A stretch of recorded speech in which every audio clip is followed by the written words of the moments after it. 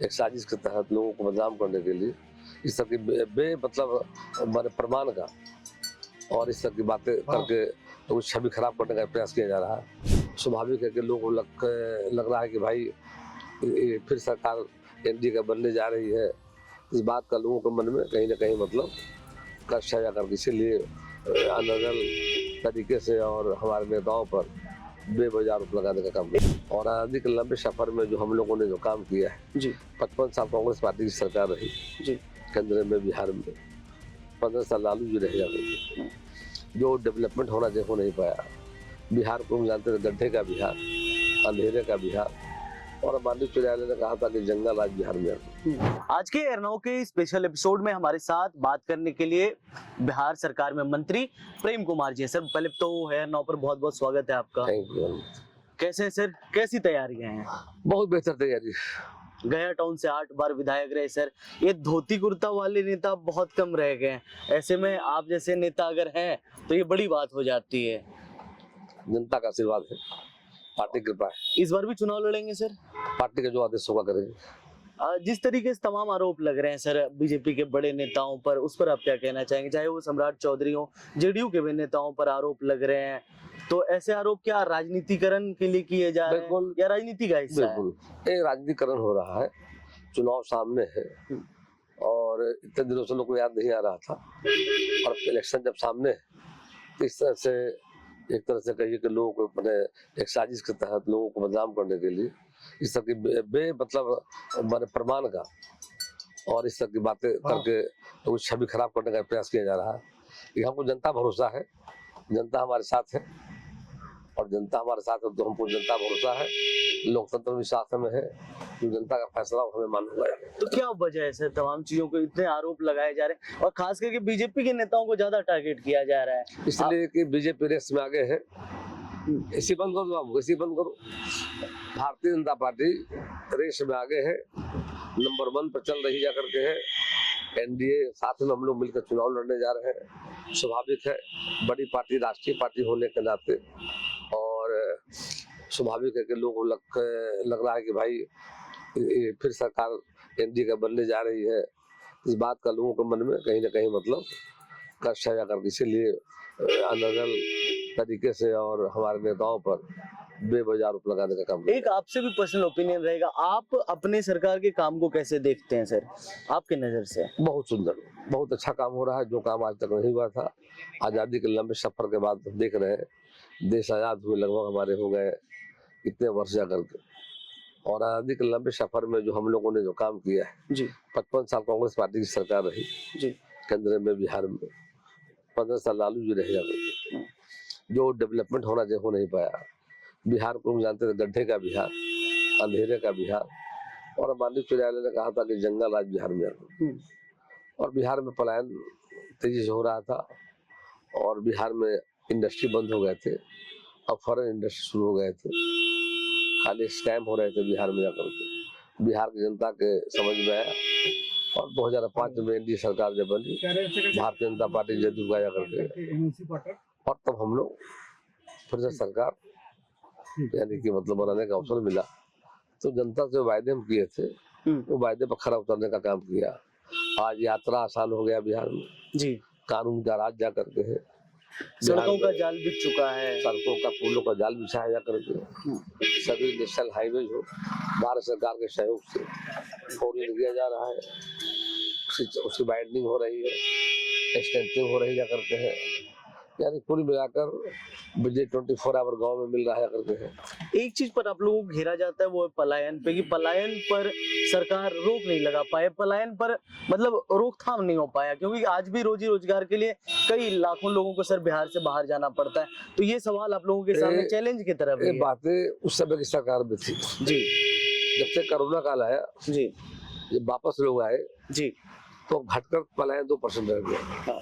पहले 30% से अधिक था जी, आरजेडी की सरकार जब थी तो पलायन काफी बढ़ गया था। अब सरकार में जब आए तो पलायन घटकर 2% रह गया है, और ऐसी स्थिति बन रही है कि बिहार के लोगों को बाहर जाना नहीं पड़ेगा।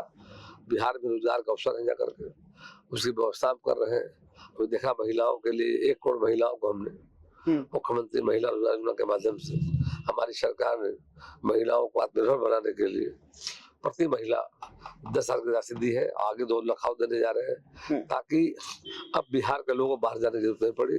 बिहार में इतना अवसर है, उस अवसर का लाभ उठाएंगे लोग और यहाँ पर लोग काम करेंगे जाकर के। इसलिए हमें तो कहीं दिक्कत नहीं दिख रहा है। और उस समय आने वाला बिहार में नोट कर लीजिए कि बिहार के बाहर के जो लोग हैं वो बिहार में आएंगे। बिहार में निवेश करने लोग आ रहे हैं जी। एक समय था कि इंडस्ट्री बंद हो गए थे बिहार के और फॉरेन का उद्योग शुरू हो गया था। अब सरकार में आए, इंडस्ट्री का जाल बिछाया करके है।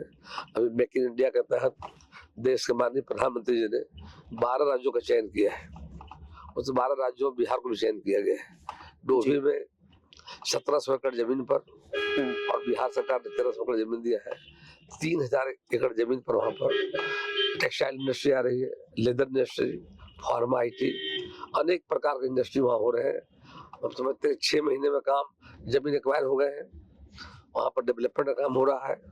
6 महीने बाद रोजगार 1,10,000 रोजगार मिलेगा। तो इस तरह से बिहार में चेंज हो रहा है करके है।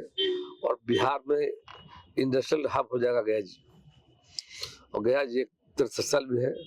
जब विश्व के कोने कोने से हिंदू धर्मावली के लोग जी, बौद्ध धर्मावली के अनुयायी बड़ी संख्या में आते हैं जाकर के।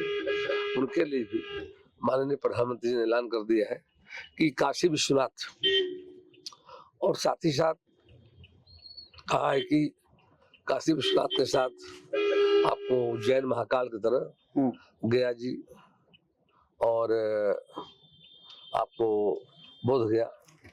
आप अगर बिहार में सिर्फ घूमते हैं तो गया जी एक ऐसा जगह में दिखता है जहाँ पर सबसे ज्यादा काम हो रहा है। मतलब उसको टूरिज्म स्पॉट के रूप में भी डेवलप किया जा रहा है, पिलग्रिमेज सेक्टर के रूप में डेवलप किया जा रहा है। तो ये एक इम्पैक्ट डालेगा बिहार के लिहाज से भी कि ऐसे जगह है बिहार में जहाँ पर लोग आ सकते हैं, टूरिज्म के लिए आ सकते हैं, घूमने जा सकते हैं।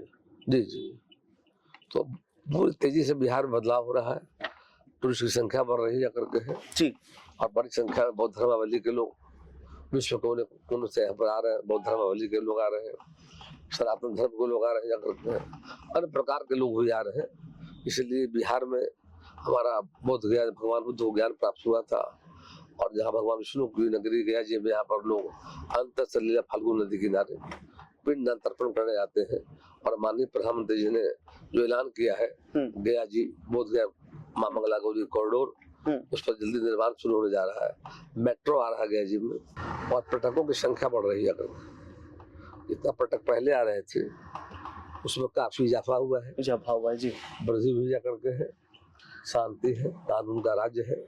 एक और अंतिम सवाल सर, सहकारिता मंत्रालय आपके जिम्मे है, आपके मंत्रालय के ऐसे कौन से काम है जिससे आपको लोग याद रखें, आप क्या बताना चाहेंगे? एक बड़ी क्रांति सहकारिता में आई है। हमारी सरकार ने वेजिटेबल फेडरेशन बनाया था और वेजिटेबल फेडरेशन हमारा जाकर के है उसमें है कि अब जो गांव में एक और यहाँ बड़े पैमाने पर, वैसे बिहार कृषि प्रधान राज्य है और बड़े पैमाने पर यहाँ पर लोग खेती करते हैं जाकर के और उसमें धान, गेहूँ और सब्जी करते हैं।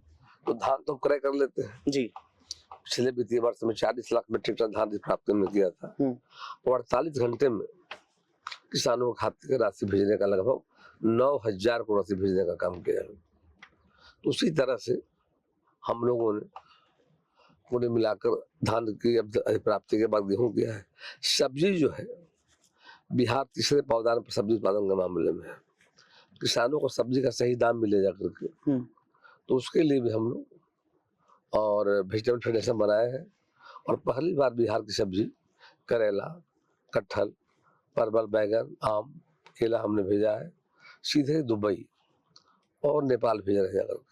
सब्जियां एक्सपोर्ट भी हो रही है। बिल्कुल, तो काफी स्कोप है और काफी डिमांड जा करके है। तो हम लोगों ने सब्जी के क्षेत्र में बिहार पहला राज्य है कि बड़ी क्रांति आई है। उसका 2 ही उद्देश्य है, सब्जी का बर्बाद न हो, उसके प्रखंडों में कोल्ड स्टोरेज बना रहे हैं, गोडाउन बना रहे हैं जा करके है और आगे हम लोग उसको बाहर ले जाने के लिए और सब्जी जो बचेंगे हमारे पास उसको हम कर रहे हैं प्रोसेसिंग करके पाउडर बनेगा। टमाटर है पाउडर बनेगा उसका करके और सब्जियां करेला है तो फ्रोजन डिहाइड्रेशन कर सकते हैं जाकर के, तो सब्जी बर्बाद न हो और किसानों को सही दाम मिले। उस दिशा में एक बड़ी क्रांति आई है बिहार में सहकारिता के क्षेत्र में। और आगे भी हम लोग किसानों को आय बढ़ाने के लिए हम हादी फेडरेशन बना रहे हैं, बुनकरों के लिए जाकर के, कंज्यूमरों के लिए जाकर के, ऐसे अनेक प्रकार के हम काम कर रहे हैं।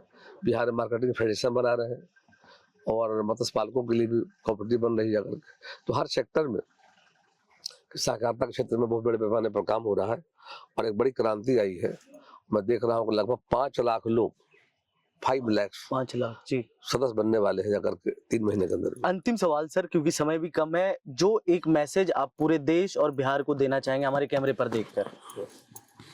बिल्कुल, बिहार बदल रहा है, तेजी से बिहार का विकास हो रहा है और प्रधानमंत्री नरेंद्र भाई मोदी जी का जो संकल्प है विकसित भारत आत्मनिर्भर भारत की ओर बिहार नीतीश कुमार की अगुवाई में बढ़ रहा है। आने वाले समय में फिर से बिहार की जनता हमें आशीर्वाद देगी एनडीए की सरकार बनाने का। हम 225 के पार होंगे, 2/3 बहुमत सरकार बनाकर विकास की रफ्तार को तेज करेंगे। ठीक है, थैंक यू सर। तो बातचीत करने के लिए सहकारिता मंत्री प्रेम कुमार थे हमारे साथ, जिन्होंने तमाम मुद्दों पर बातचीत की है। साथ ही साथ ये भी बताया कि 225 से ज्यादा सीटों पर एनडीए इस बार बिहार विधानसभा चुनाव में जीत कर आएगी। ऐसे ही तमाम नेताओं के इंटरव्यूज, पॉलिटिकल इंटरव्यूज आपको एयर नाउ पर मिलते रहेंगे। तब तक के लिए नमस्कार, शुक्रिया, जय हिंद।